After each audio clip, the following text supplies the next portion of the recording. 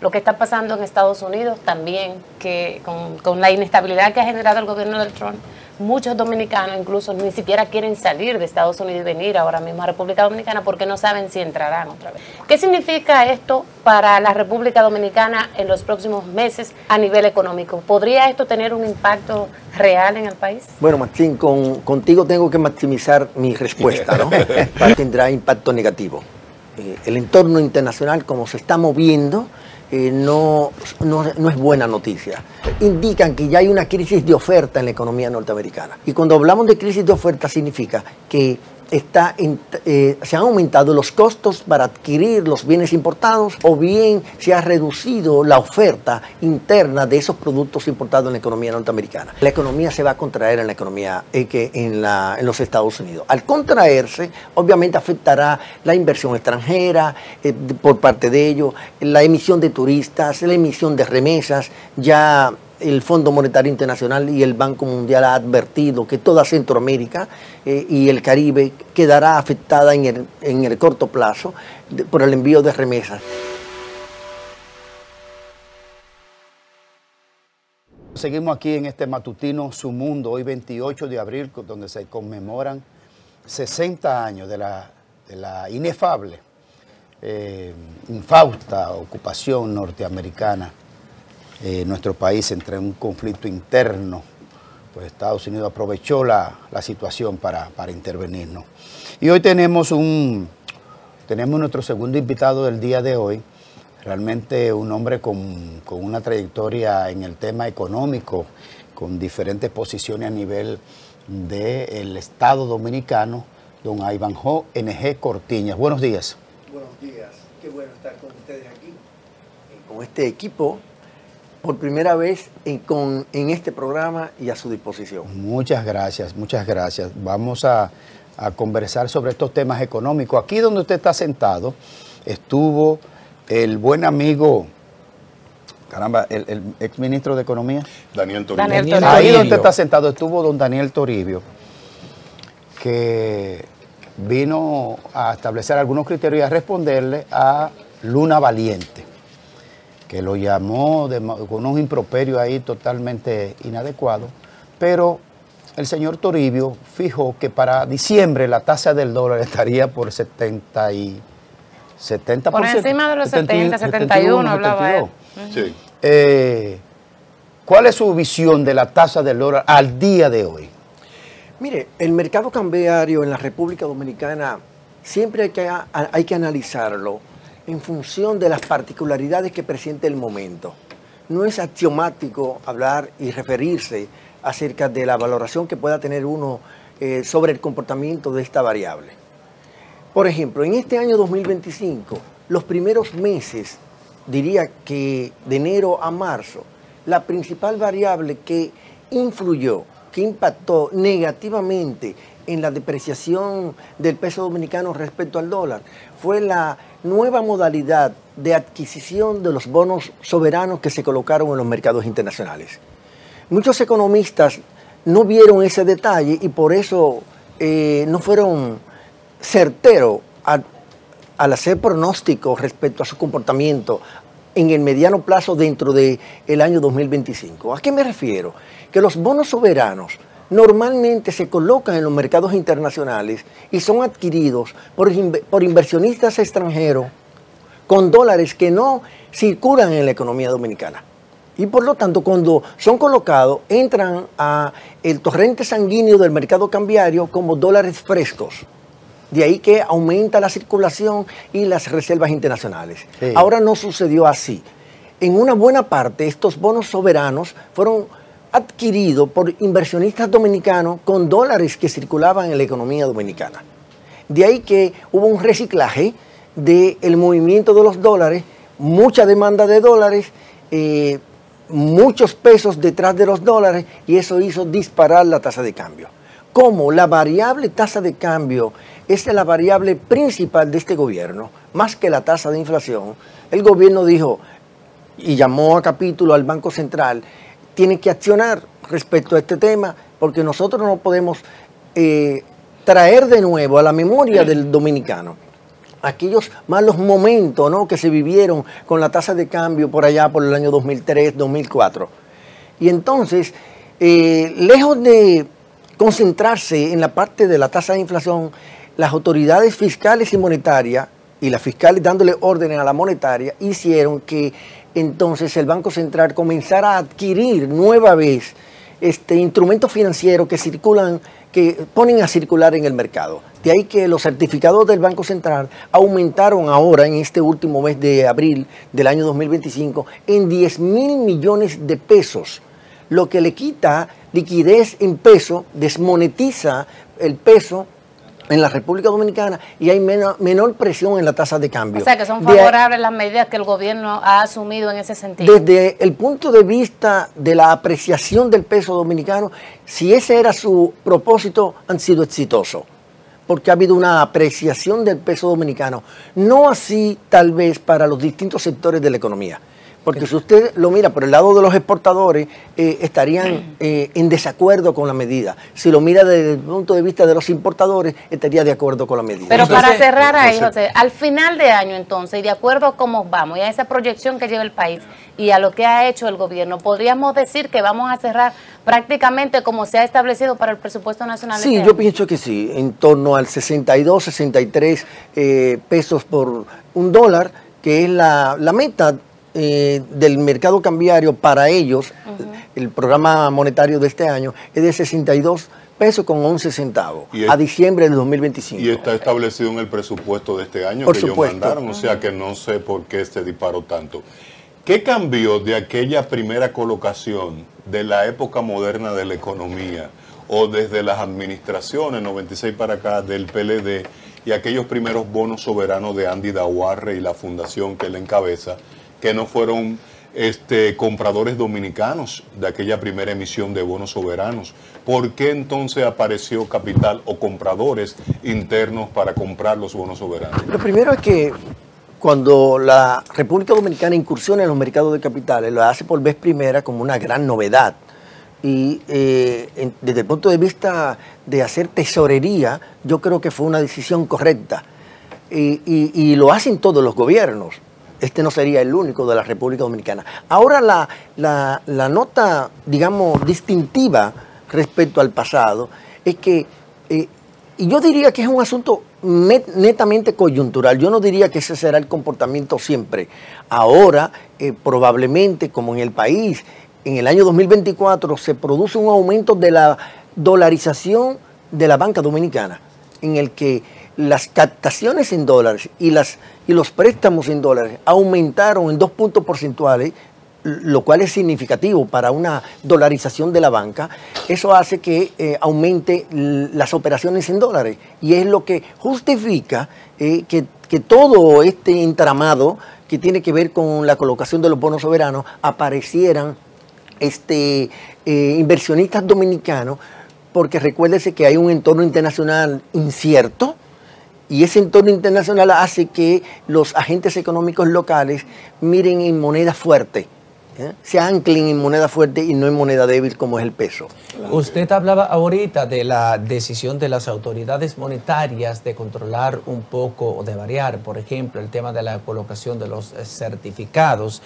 Pero también hubo otra medida que tomaron las autoridades monetarias y fue restringir o prohibir el otorgamiento de préstamos en dólares a sectores que no producían dólares, como una de ese paquete de medidas tendentes a frenar el deslizamiento en la tasa de cambio del dólar, y de hecho lo lograron, porque de haber pasado la barrera del 69 dólares pesos por un dólar, ya hemos bajado, por ejemplo, a 68 y algo, que estamos en esta semana. Y dice usted que las proyecciones están a cumplir las metas establecidas por las autoridades en el presupuesto de este año 2025.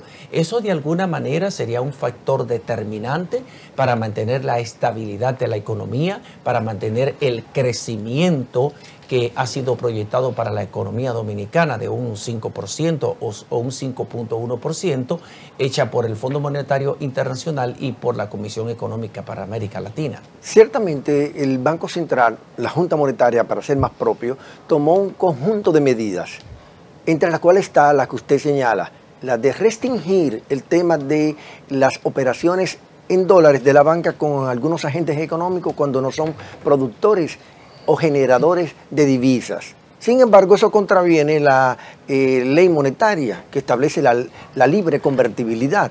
Está establecido legalmente. Si está establecido legalmente, entonces no hay por qué contaminar el mercado con dispositivos o disposiciones que no dejan que el libre juego de la oferta y la demanda interactúe en el mercado. Pero bueno, es una decisión que ellos tomaron. Yo creo que es una decisión que va acorde con la afirmación que yo he hecho aquí en cuanto a que la principal variable para el gobierno dominicano en materia económica es la tasa de cambio y no la tasa de inflación. Sí, pero ¿no piensa usted que se estaban cuidando en salud las autoridades monetarias? Porque hay que recordar lo que pasó en el gobierno de Hipólito Mejía, que hubo muchos sectores que se dedicaron a recoger dólares, que no producían dólares, elevaban la tasa de cambio al precio que ellos querían, y eso de alguna manera fue uno de los ¿Usted está de acuerdo con eso? Que eso se hacía cuando el gobierno de Hipólito. ¿Usted está contento? Se dice mucho de eso, ¿no? Se dice mucho. Sí, sí. Porque usted vivía ¿dónde? Yo vivía en la República Dominicana, pero no era operador de divisas. Y incluso no estaba en los temas del mercado cambiario. Pero a decir verdad, yo creo que siempre en los mercados opera una mano invisible.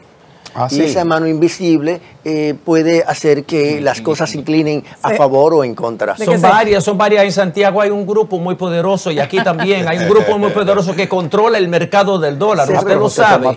Se resume en una mano invisible, siempre hay una mano invisible. Esa mano invisible opera en el sector privado, pero también opera en el sector público. ¿Cómo así? Sí. Por ejemplo, cuando el sector público llama a los principales operadores del mercado cambiario y dice, siéntense aquí. Mire, yo no quiero que la tasa de cambio se mueva más. Este es el límite. Bueno, lo llaman y se toman un café y se lo dicen de manera cortés. Esa es una mano invisible, nadie se entera. Con la devaluación que ha venido teniendo, con la devaluación que ha venido teniendo el peso dominicano, o sea, realmente una persona carente de recursos económicos que venga devengando un salario de 10,000, 15,000 pesos, usted sabe lo que representa una canasta, la canasta familiar en el país, ¿verdad que sí? ¿Pudiera la República Dominicana tener una convergencia en ese sentido y dolarizarse? Mira, hay dos tipos de dolarización. La dolarización de hecho, que es la que se produce cuando oficialmente no se adopta el dólar como moneda oficial, y la dolarización oficial, que es cuando se saca de circulación la moneda local, como es el caso, el más reciente, que ya es viejo, Ecuador y El Salvador, correctamente, y opera, el Banco Central deja de ser el ente que rige el ámbito monetario de esas economías, porque la moneda desaparece. En el caso dominicano, la Constitución lo prohíbe, está establecido que la moneda nacional es el peso dominicano, por lo tanto lo que se produce en el país es una dolarización de hecho que, como dije, en el año 2024, a nivel del sistema bancario, las captaciones y los préstamos crecieron en 2 puntos porcentuales, lo que significa que la dolarización de hecho de esas operaciones se incrementaron. Eso pudiera subir o puede bajar, va a depender del clima que opere, que funcione, el escenario en el que los agentes económicos y el público en general se desenvuelvan. Si hay expectativas, si hay nerviosismo, si el índice del miedo empieza a apoderarse. ¿El índice del miedo? Sí, eso opera el índice del miedo. No tanto en un mercado de capitales como el de la República Dominicana, que esto es un mercado de capitales todavía con mucho rezago o con poco desarrollo, para ser un poquito más decente en la expresión. No así en mercados internacionales. Usted fue superintendente de valores. Sí, lo fui. ¿Y de bancos? Y de bancos también. Sí. Sí, por eso lo digo. Porque cuando yo llegué a la superintendencia de valores, en la bolsa, en la web de la de la Bolsa de Valores, cuando usted entraba a la sección de operaciones, era cero. Cero, yo lo recuerdo. Las primeras emisiones de valores de oferta pública se hicieron en nuestra ¿Usted gestión. está ejerciendo como consultor en estos momentos? Sí, correcto. Soy consultor Docente y económico. consultor, ¿verdad? Soy Sí. consultor económico Sí. y autor también. No, es Ya para eso allá viene, vamos. ya eso Pero- viene. pero- Ya eso viene, ya eso Pero viene. no, es para yo saber Cayó porque en el gancho. me interesa el tema de la bolsa de valores. Ah, qué Sí, ¿quieren ver? porque usted, ¿cómo están sus honorarios más o menos? Usted toma, espera. Bueno, Los honorarios suyos más o usted menos. y yo como somos amigos, créeme, Sí. yo se lo haría en principio gratis. Gratis. Si empiezo a ver, No, si empiezo a ver que estás generando algún tipo de ganancia, Sí. pues te voy a cobrar. No, pues entonces nos vamos a ver en estos días. Mire, ahí bajó. No, en serio le estoy diciendo. Tengo que. Pero yo en serio le estoy respondiendo. Bueno. Mire, la deuda consolidada, la deuda externa, la deuda interna, ¿hasta cuándo aguanta y qué comparación tiene la deuda interna, que digamos que es una deuda positiva? Puede decirse de alguna manera. Si se invierte en gasto de capital es positiva. Ok, entonces, la deuda consolidada nuestra, la externa y la interna, su evaluación, ¿qué tanto aguanta el endeudamiento? Mira, es un gran debate, aquí y fuera de aquí, en cuanto a cuál es el tope del endeudamiento de las economías. Hay distintas metodologías y parámetros que se consideran. Al final, los economistas no nos hemos puesto de acuerdo en cuanto a cuál es la métrica de referencia para uno decir llegamos al tope o todavía estamos distanciados de él o nos sobrepasamos de él. Bueno, como no nos hemos puesto de acuerdo y sería un tema muy profundo desde el punto de vista técnico, yo te podría decir que más que si hemos llegado al límite o no, lo que hay que ver es la trayectoria, la tendencia que ha mostrado el endeudamiento público en la República Dominicana. Esa tendencia es creciente y eso sí es peligroso, porque cuando la tendencia es creciente en forma sostenida, como por ejemplo ahora en este año... Este gobierno, para hacer algo específico, este gobierno, ¿en cuánto se ha endeudado en la deuda externa? El porcentaje. Mira, lo primero es que este es el gobierno campeón en endeudamiento público. No hay otro gobierno que se haya endeudado más en la historia Por de la goleada, República. por goleada. ¿Por goleada? Sí. Sí, por goleada. Ok. Sí, sí. Campeón. Campeón en endeudamiento público. Mire, ahora en este abril del año 2025, estoy hablando de cifras frescas, ¿no? Abril del 2025, respecto a abril del año 2024, la deuda pública dominicana creció de manera más importante, más grande que en los últimos 5 o 6 años, para ponerlo en el corto plazo y en el mediano plazo. 4.800 millones de dólares adicionales le ha incorporado este gobierno ahora, abril 2024, abril 2025, al endeudamiento público. Ese endeudamiento público ahora se sitúa en el más alto de la historia de la República Dominicana,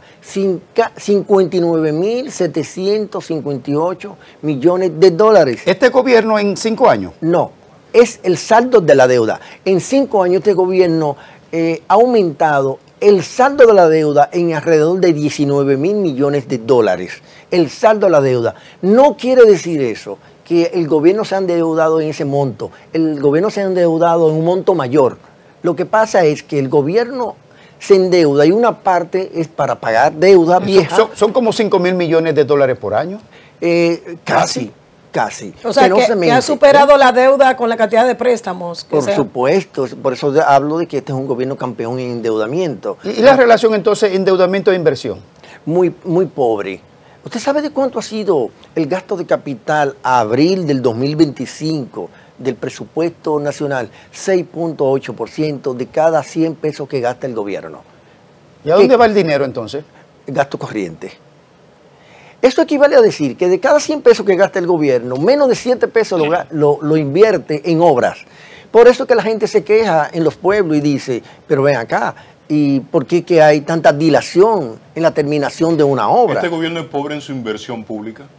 El más pobre, Números. el más pobre, ahí le estoy dando el dato, apenas el 7 pesos de cada 100 pesos, para ponerlo en números redondos, es menos de 7 pesos, pero para ponerlo en números redondos y se entienda mejor, de cada 100 pesos que gasta el gobierno, 7 lo hace en inversión pública. Entonces, ¿para qué son los préstamos? Para gasto corriente, como le decía Graimer. Entonces, Gastos corrientes son improductivos. Y porque son pensiones humanitarias. Gasto social, gasto en publicidad. Gasto en publicidad. ¿Y hacia dónde vamos, por ejemplo, si no detenemos esa carrera de endeudamiento público, de endeudamiento externo, para invertirlo, para gastarlo mayoritariamente en gasto corriente, en pago de nómina, en publicidad, como usted dice? Visión de desarrollo, ausencia de visión de desarrollo. Cuando una familia se endeuda, va al banco, se endeuda y se lo gasta en un fin de semana, digamos, en un resort o en pasatiempo, es una decisión poco inteligente. Si lo hace una familia. Si lo hace un gobierno, no solamente que es poco inteligente, sino torpe, porque ya tiene la responsabilidad de un país.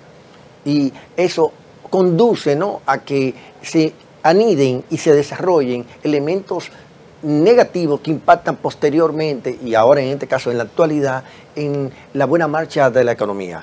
¿Y cómo impacta eso, por ejemplo, la falta de inversión en obras, por ejemplo, de capital?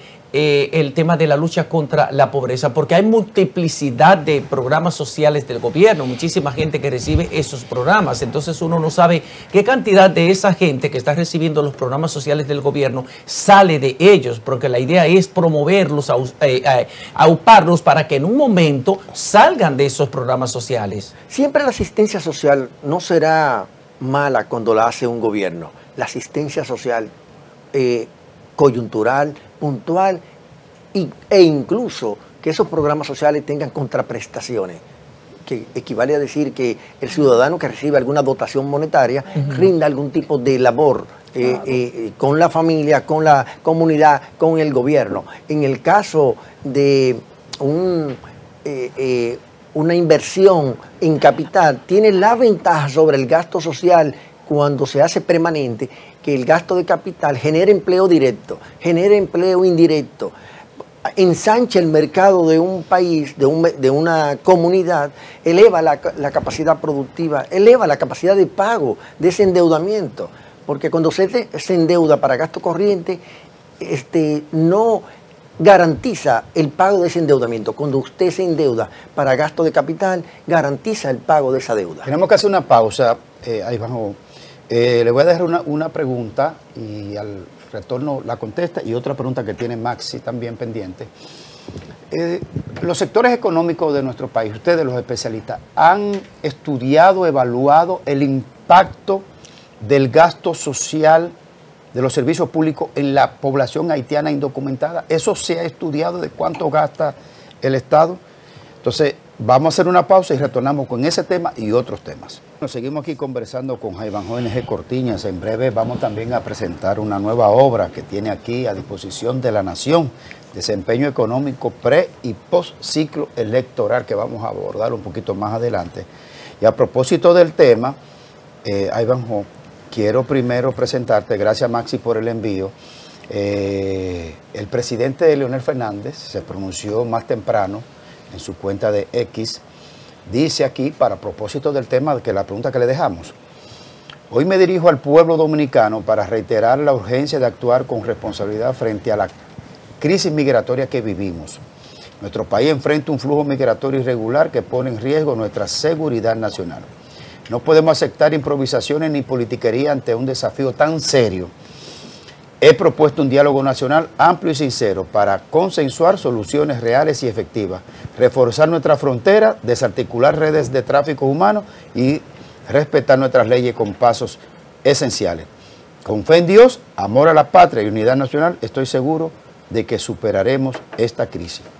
Dominicanidad y soberanía siempre. Ustedes los economistas, ¿evalúan el impacto de la migración haitiana en la economía dominicana? Mira, normalmente el enfoque en el que se ha concentrado estos análisis que hemos hecho los economistas, se concentra en la parte laboral.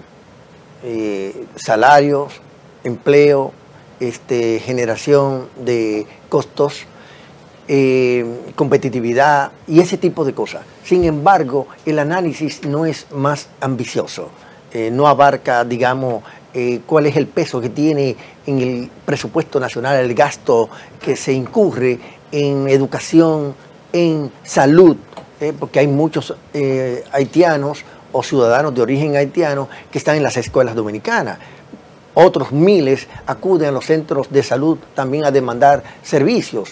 Y eso tiene costos, ¿no? Y también otros costos que están asociados a al gasto público. Eso no ha sido medido en la República Dominicana. Penosamente, debería hacerse, habría que tener una buena base de datos, naturalmente. Yo creo que existe la base de datos, porque hay un registro sistemático en el ámbito de salud y en el ámbito de educación, en el que puede hacerse un ejercicio. Y se le queda uno por fuera, un elemento por fuera, Ivanhoe.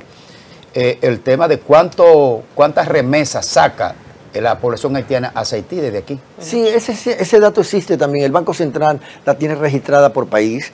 En el caso, ya no lo publica en su página, pero sí la tiene registrada en forma sistematizada.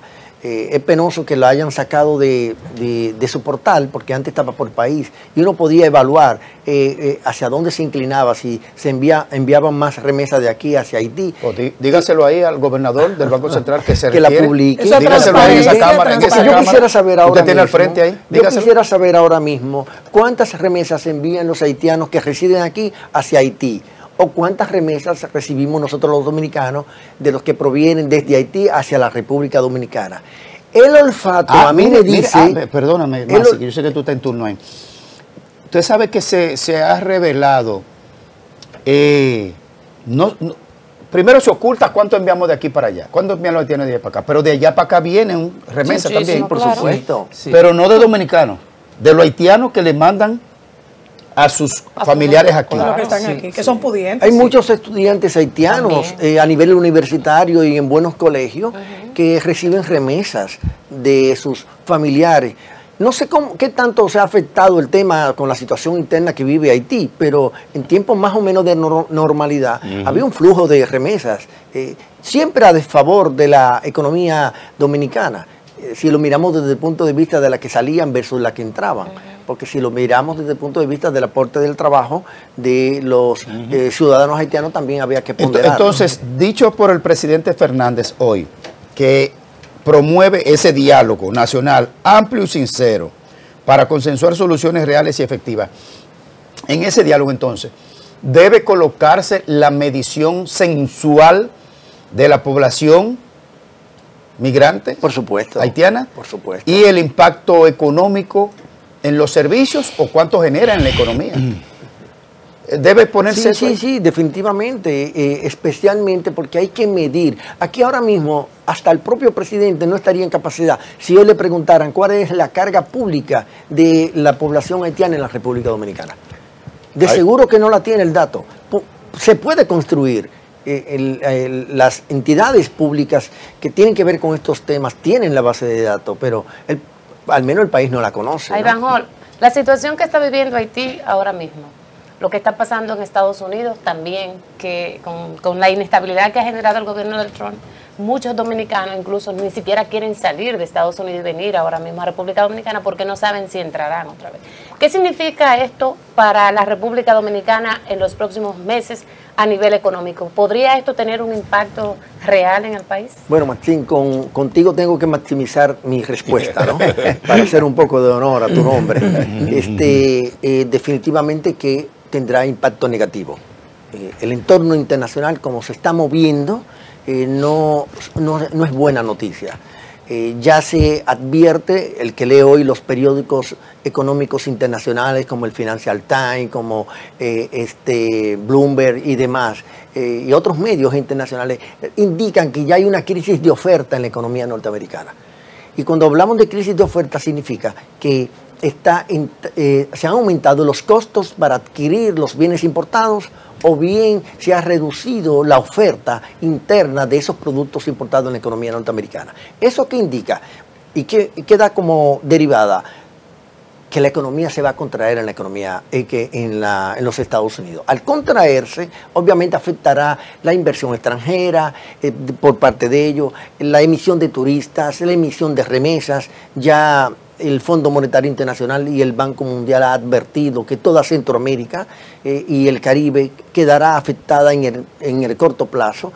por el envío de remesas. Aunque aquí estamos celebrando que las remesas han aumentado y el Banco Central así lo dice, y ciertamente han aumentado, pero no hagamos mucha fiesta con esto, no lo presentemos como un logro, porque no es un logro, es una expresión de fracaso de la economía dominicana y del modelo dominicano, porque cuando entran más divisas lo que significa es que más dominicanos se han ido. Claro. Y que están trabajando en otras tierras. Qué bueno que han logrado la colocación que aquí no encontraron. Y qué bueno que nos envían remesas, unas divisas que salen a cero costo para la economía dominicana. Aquí no hay una remesa, aquí no hay un dólar que sea más barato de lo que ha ingresado el país que lo que le sale por remesa. El país no invierte en términos de costo un centavo por la remesa, en cambio por exportaciones, por turismo, por inversión extranjera directa, hay muchos costos asociados por parte de la economía dominicana. Y el 10% de los aranceles para cerrar con Estados afectará Unidos negativamente a la economía dominicana porque estamos hablando de que nuestras exportaciones hacia los Estados Unidos son alrededor de un 54%, que equivale a casi 8.000 millones de dólares. De alguna manera, como nosotros somos menos competitivos que México, que sí tiene otros, digamos, ventajas comparativas y ventajas competitivas respecto a nosotros, pues obviamente nuestras exportaciones pudieran ser afectadas hacia la baja. Ivanhoe, recordando la revolución cultural del camarada Mao y mirando pues el desarrollo luego de la Segunda Guerra Mundial, las guerras internas o de independencias de Asia, vemos la solidez de la economía asiática, sí, oriental, ¿verdad? Porque, o del este, para no quedarnos en Rusia, no incluir a Rusia en esta pregunta que te voy a formular. Tú has hecho una crítica importante de que un dólar por remesa no es un logro. Una expresión de fracaso. Es una expresión de fracaso y es obvio. Ha pasado el tiempo, Ivanhoe, y como economista te quisiéramos preguntar, ¿hasta cuándo la República Dominicana va a poder soportar una informalidad de su mercado comercial de casi más de un 57%, ¿verdad?, del trabajo? Pero otro elemento preocupante es que dependemos de las zonas francas, que son capitales golondrinas, la remesa que tú dices no aporta nada, pero además de, ya te dije de las remesas, pero además del turismo, que un anuncio de guerra, pues todo el mundo se recoge. ¿Cuándo vamos a dar ese salto para tener un crecimiento del Producto Interno Bruto, una solidez económica real en la República Dominicana? Como citaste a Mao, tal vez es importante decir aquí que Mao acuñó una expresión que dice que un trago amargo al año hace bien, porque le permite tener un reencuentro a uno con nuestros orígenes, ¿no? Especialmente aquellos que nos vivimos olvidando de las cosas. Y yo creo que la situación internacional como que no nos da espacio para nosotros poder decir, vemos soluciones en el corto plazo. Mira cómo ahora está la situación tensa entre las fronteras de Pakistán y la India, que probablemente pudiera ser el primer conflicto en donde la corriente musulmán se enfrente al hinduismo. Sería tal vez en las dimensiones de guerra, ¿no? Sí. Todo esto afecta el entorno internacional. Y la República Dominicana, naturalmente, como un país poco competitivo, dependiente de la inversión extranjera, del modelo de desarrollo que hemos asumido, que es el turismo, una variable que aunque ha sido positiva en su balance, depende más del mundo exterior que de nosotros mismos. De ahí que todas estas cosas hay que verla, analizarla, examinarla con mucho detenimiento. Yo creo que el llamado que el liderazgo político ha hecho respecto al caso haitiano, el presidente Abinader, el presidente Fernández y otros actores que han estado promoviéndolo, debe ser sobre la base, a mi juicio, desde el punto de vista mío, sobre la base de que el gobierno asuma una postura inicialmente solo de escuchar. Porque si el gobierno va sobre la base de que lo escuchen para que le aprueben lo que tiene planteado, será encuentros que no serán fértiles. Bueno, Bueno, en cuanto a la economía y la deportación masiva que hay, por ejemplo, con los nacionales haitianos, muchos indocumentados. Estamos hablando de que el 80% de los haitianos están de manera irregular e ilegal aquí en la República Dominicana. ¿Qué representa eso para la economía con respecto a la entrada y salida de divisas? En primer lugar, yo creo que también esa es otra expresión del fracaso de la política migratoria. Porque nosotros tenemos una frontera que no es tan difícil controlarla. Si aquí hay muchos ilegales, muchos residentes haitianos en condiciones de anormalidad migratoria, el problema no está aquí en las grandes ciudades del país, el problema está en la frontera, que permite que entren y luego lo sacan y le cobran para que entren, o antes de sacarlo le cobran. Y antes estaba protegida y en este gobierno se dañó. Se ha aumentado, ha aumentado. Pero yo sé que es un problema estructural que viene de décadas, pero ahora ha aumentado significativamente. Vamos para la política, ahí bajó. Se ha hecho algunos amagos, ¿no?, con estas redadas que se han hecho, porque el gobierno veía caérsele encima un problema nacional y reaccionaron. Como ellos son muy conocedores de lo que promovieron con la Marcha Verde, ellos se dieron cuenta, o se están dando cuenta, que se está gestando un movimiento nacional que puede darle la misma medicina que ellos dieron con la Marcha Verde. Bueno. Antes de salir del tema, perdón, Graimer, del tema económico, haga una proyección, profesor, sobre crecimiento de la economía en función de los mercados internacionales y la sincerización de los aranceles de Donald Trump. En la economía dominicana algo anda mal. Y la proyección que yo puedo hacer es que hacia la baja. El gobierno dominicano había estimado para este año 2025 un 5% de crecimiento. Yo creo que si llega a 4 debe celebrarlo. ¿Cómo? Pero el Fondo Monetario y todos esos organismos internacionales insisten en que Dominicana va a cerrar bien. No, va a cerrar bien respecto a otros países, pero vamos a cerrar mal respecto a nuestras propias metas que el gobierno se ha dado. Así que hay que ver las cosas. Yo pienso que el ejercicio comparativo primero hay que hacerse internamente. Cuánto yo me propuse, cuánto logré. Cuánto yo logré versus el que logró otro en otros países. Pero primero comparémonos con nuestras metas. ¿Qué posición tiene usted dentro de la Fuerza del Pueblo en este momento? Un simple miembro de la dirección central. No aspiro a más.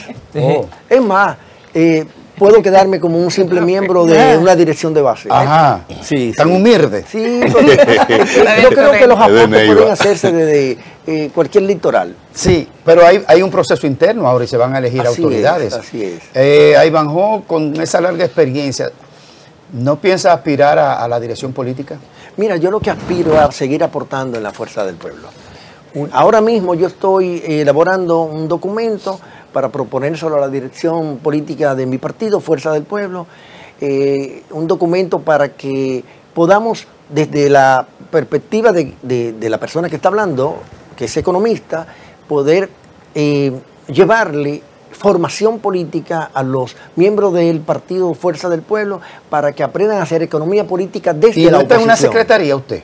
No, no estoy en ninguna. ¿Usted no está en la Secretaría de Asuntos Económicos? Yo soy un militante orgánico. No, pero el problema es... Más, si tú que sabes de partido. No, un simple miembro, ya te dije.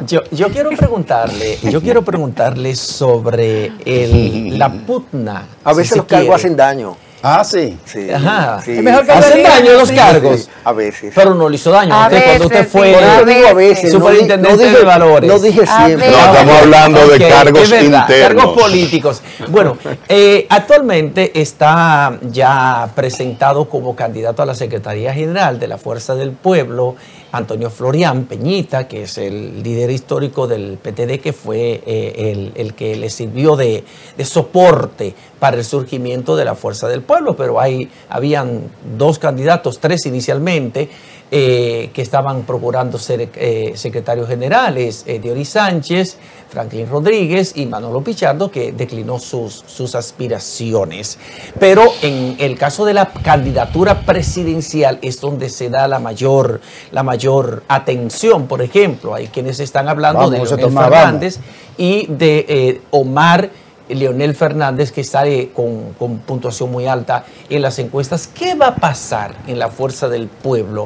¿Qué pasará con la candidatura presidencial? Mira, a mí me hubiera gustado el escenario, y todavía sigo aspirando, que con pocas esperanzas, de que se premiara al compañero secretario general, se le ascendiera a una vicepresidencia y que la Secretaría General se le dejara a espacio de nuevas energías. Esa es la visión que tengo respecto a ese tema. Respecto al tema de candidatura presidencial, yo estoy muy contento en la Fuerza del Pueblo. Porque hoy día... ¿No está contento? Estoy muy contento con el tema de la posible candidatura presidencial. Porque nosotros estamos pasando de tener un solo candidato, un solo líder con posibilidad de ser candidato a la presidencia, a tener ahora un plan B. Ningún partido en forma natural ha creado un plan B con potencial para ser candidato a la presidencia. Me estoy refiriendo a Omar Fernández. Solo el PSOE hacía esas cosas en Europa. No, pero yo digo aquí en el país. En el país. En el país, en forma natural. Fíjense cómo la imagen de Omar Fernández ha ido creciendo en el poco tiempo sin que todavía haya un equipo, una política de marketing a su alrededor para proyectarlo a nivel nacional. Pero ese fue el fracaso del PLD, tener tantos presidenciables. Ha sido el pero fracaso, inorgánico. Pero ha sido el fracaso del PRD toda su vida. Inorgánico. Y va a ser el fracaso del PRM. El plan B no es muy bueno para la unidad interna de los partidos políticos. No, es bueno tener un plan B, siempre y cuando sea una expresión de naturalidad, sea una expresión de ser orgánico, que he enfatizado. Cuando dirigentes se creen presidenciables y así mismo se autodefinen, ahí es que viene el problema que usted señala. Bueno. A mí no se me ocurriría aspirar a la presidencia. Pero hay muchos de la Fuerza del Pueblo que no se me ocurriría. No tengo, creo que ese perfil, la sociedad no me ha señalado con ese potencial. Yo creo que si algo me ha señalado es como economista. Gobernador del Banco Central. Bueno, ha dicho Daguarre por 5 años, que se designe por 5 años y ya. Ha dicho Andy Daguarre. Sí, leí su trabajo. Con Andy uno siempre aprende.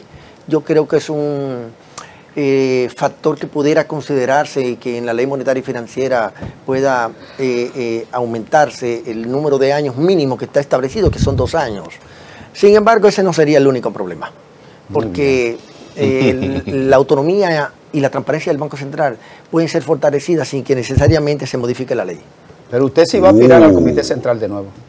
Mire, yo aspiro a seguir colaborando con la Fuerza del Pueblo. A la Comisión Central. Hablemos del libro. Más escurridizo. Hablemos del libro. ¿Usted parece japonés o chino? ¿Cómo es chino? Soy de ascendencia china a orgullo. Ajá, usted parece un chino. Ahí está. Emblemático como un chino. Ahí está el libro en pantalla. Hablemos un poquito de este libro. Ahí vamos. Sí, desempeño, así se llama, Desempeño Económico Pre y Post Ciclo Electoral. Este es un libro escrito por un economista haciendo uso de la economía política desde la perspectiva de la oposición. La economía política cuando surgió bueno, en la parte filosófica, en la parte doctrinal, luego evolucionó hacia la academia, posteriormente evolucionó hacia las políticas públicas con Keynes. Desde entonces la economía política se hace desde los gobiernos a través de las políticas públicas. Luego viene la nueva economía política, que es la que estamos hoy día. Entonces yo me decía, pero ¿y cómo es posible que todo esté cargado hacia un solo lado? Que sea desde los gobiernos que se haga economía política. ¿Por qué nosotros los economistas que estamos en la oposición no podemos hacer economía política para que sirva de contrapeso? Y así las demás personas puedan recibir más información y tengan una mayor amplificación acerca de las interpretaciones narrativas que uno pueda construir acerca de del desempeño económico de un país. Y eso es lo que yo he hecho con mi libro Desempeño Económico Pre y Post Ciclo Electoral. Una visión de economía política desde la perspectiva de la oposición. Economía para el hogar. Es un libro totalmente actualizado. Fue escrito, lo terminé de escribir ahora en febrero del 2025, de manera que la última parte que tiene que ver con un ejercicio me parece interesante, en el que hago como colofón del libro las conclusiones a las que entiendo de por qué, teniendo una apreciación métrica tan contraria hacia los gobiernos en cuanto al desempeño económico. Ustedes recordarán que todas las encuestas decían que más de un 60% desaprobaba la gestión económica de la actual gestión gubernamental. Sin embargo, terminan ganando Entonces, ¿cómo se da ese problema? Yo lo enfoco y selecciono las últimas 5 elecciones que ha habido en la República Dominicana y entonces presento 2 hipótesis que están en el libro. La hipótesis de la movilidad y la hipótesis de la abstención o de la retirada, que es como utilizo en el libro. ¿Y la compra del voto no aparece ahí? Sí, claro que sí. ¿Aparece? Aparece. Y El también factor, aparece el factor dinero en la decisión electoral. Sí, ¿Aparece aquí? totalmente. Y aparece el tema de la economía conductual también. ¿Qué es eso? La economía conductual es el estudio que hacen los economistas de cómo poder influir en las decisiones que puedan tomar los ciudadanos electores a favor o en contra de una determinada aspiración política. ¿Y dónde lo encontramos? Está en Amazon, en la versión digital, y está también en las principales librerías del país, como la librería Cuesta, apenas a 900 pesos. Tiene un 25% de descuento esta semana, me Sí, notificaron. hasta ayer. Ya terminó. ayer, como la canción. Pero fue la librería que puso el descuento, no fui yo. Ya no puedo ponerle más descuento. Aquí veo uno de los títulos, la deuda pública dominicana entre lo absoluto y lo relativo. Sí, porque este gobierno vive llenándose la boca diciendo que en la perspectiva de su economía política, de que la deuda pública ha bajado. Yo sostengo que lo contrario, que la deuda pública ha aumentado. Esa es la economía política Y desde la un tema oposición. que hay aquí, Ivanhoe, para cerrar ya esta entrevista, incumplimiento del programa económico de Abinader. ¿Qué es lo que más ha incumplido Abinader en su gobierno? De todo, empezando por la vivienda. Si usted busca el programa de gobierno de Luis Abinader en materia de vivienda, diría, wow, si el déficit habitacional va a desaparecer en una gestión del presidente Abinader. ¿Usted no le reconoce nada a este gobierno? Con la alianza público-privada que se han hecho las ¿No le viviendas. reconoce nada a este gobierno? Sí, por supuesto. ¿Cuál? Respeto a la democracia, a las libertades públicas. Mire cómo yo estoy hablando aquí. Sí. Y que el presidente coge la llamada cuando lo llama. Ajá, y los cuartos de Aerodón. Eso para mí es Los cuartos de Aerodón. expresión importante. El adelanto económico de Aerodón. su Está evaluación. opaco eso. Ha quedado opaco. Y la lucha contra la corrupción y la Ha impunidad. habido avances importantes y yo creo que debe seguirse profundizando. Me parece eso un esfuerzo bastante Finalmente serio no que ha creo que tenido este Sí, gobierno. ya te tenemos que despedir, pero Qué ellos pena. no saben el vinculante que tenemos. ¿Cuál Va a sacar, es va la a sacar proyección? ahora. Acechen ahora, acechen Voleibol, ahora. voleibol. ¿Cuál es la proyección que tiene mi técnico favorito sobre el calendario actual de las reinas del ¿Viste? Caribe? Que vamos a un mundial este año. Mire, yo no tengo grandes expectativas de que podamos mejorar nuestra posición que tenemos hoy día, que creo que el 10 o el 11. Retornar al 7 o el 6 como tuvimos unos años ¿Y atrás. por qué tú sabes de no es eso, posible. Ivanhoe? ¿Desde dónde tú Él sabes de juega, eso? él juega. Vamos a ver, Ivanhoe. Yo soy amante y practicante del voleibol. ¿En serio? Desde la época que aquí no había cancha bajo techo. Ajá. La primera cancha, Eso nada más lo sabía tú. la primera cancha bajo techo en el que se practicó voleibol y baloncesto fue Villa Francisca. Ya saben por qué que tú le estás cayendo atrás. Oye. Cáfaro. Ojalá, él es un buen referente. Vamos a coger una muestra médica de sangre tuya y de Nini Cáfaro, a ver. Sí, descubrimos la Gracias forma. por el piropo. Que tiene una liga los martes, tiene una buena liga de voleibol. Ajá. Sí, martes Sí. y jueves. Martes y jueves. Sí. Bueno. De todo un poco, ¿no? Qué bien. Todo aquí. Muchas gracias. Gracias, Ivanhoe, por Y acompañarnos. en el camino día de 6 hoy. kilómetros diarios. ¿También? Sí. No, ya Déjalo yo ahí. me siento humillado. Ahí están los trucos. Nos vemos, señores. Mañana nos encontramos aquí de nuevo en otra entrega de Matutino Su Mundo.